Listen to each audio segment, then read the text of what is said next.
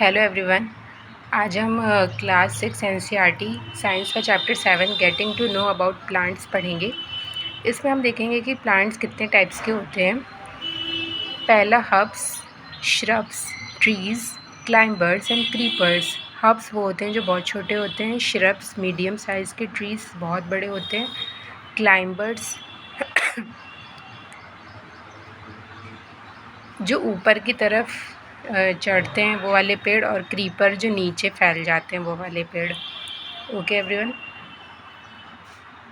Now अब हम plant के पार्ट्स को पढ़ेंगे। पहला जो नीचे का पार्ट होता है रूट होता है, फिर स्टेम, फिर लीफ, फिर फ्लावर। रूट को हम दो पार्ट में डिवाइड करते हैं।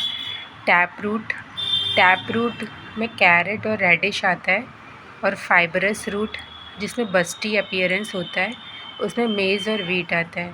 टैप रूट सिंगल रूट होता है। फाइबरस रूट जिसमें बहुत सारे रूट एक दूसरे से निकलते हुए, जिसका एग्जांपल है मेज़ और वीट।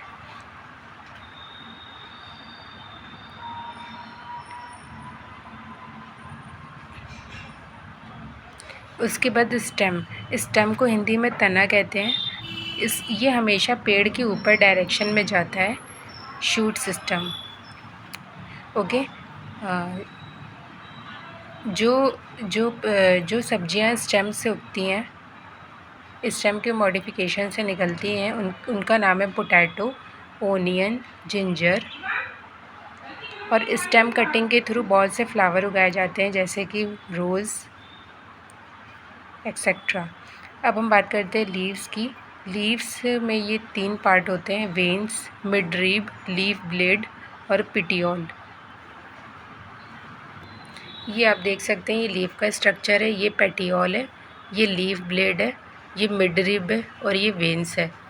अब हम पैरेलल एंड रेटिकुलेट वेनेशन की बात करते हैं। पैरेलल वेनेशन ऐसी पत्तियाँ होती हैं जिनकी पत्तियों में जो लाइंस होती हैं वो एक दूसरे के पैरेलल होती हैं। इसका एग्जांपल है बनाना और ओनियन। रेटिकुलेट वेनेशन में जैसे हम लोग के हाथ में वेन्स होती हैं उस हिसाब से वेनेशन होती है। इसका एग्जांपल है मैंगो और पीपल। अब हम बात करते हैं फोटोसिंथेसिस।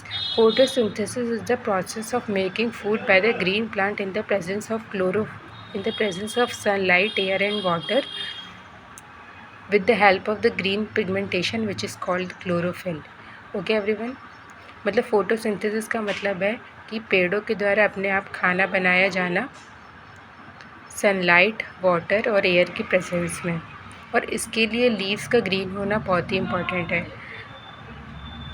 अब पेड़ में छोटे छोटे ओपन पोर्स होते हैं जिसको स्टोमेटा कहते हैं, जो लॉस ऑफ वाटर में हेल्प करता है। इस प्रोसेस को ट्रांसपिरेशन कहा जाता है। कुछ पेड़ अपने आप को मॉडिफाइड करके टेंड्रिल्स में कन्वर्ट कर लेते हैं, जैसे कि स्पिनच और कैबेज। अब हम देखते हैं फ्लावर, फ्रूट्स एंड सीड्स। जो फ्लावर होता है उसी में ही पॉलिनेशन का जो प्रोसेस होता है वो होता है, फिर इस प्रोसेस के थ्रू एक नया फ्रूट बनता है। आप ये देख सकते हो, ये फ्लावर का स्ट्रक्चर है। इसमें से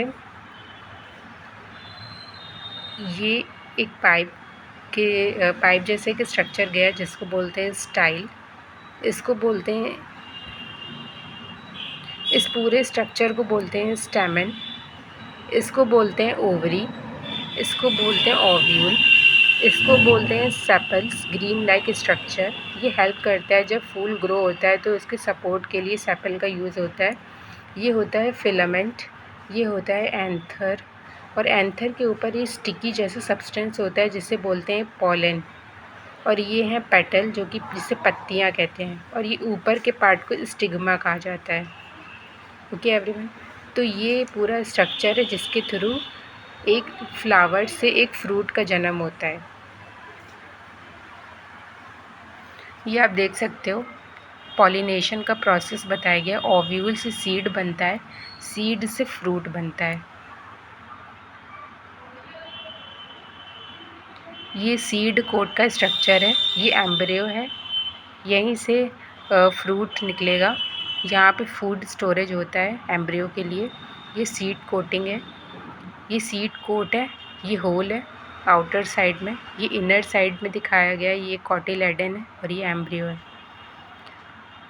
सो I hope you all understand this chapter. If you like this video, please like, share and subscribe. Thank you.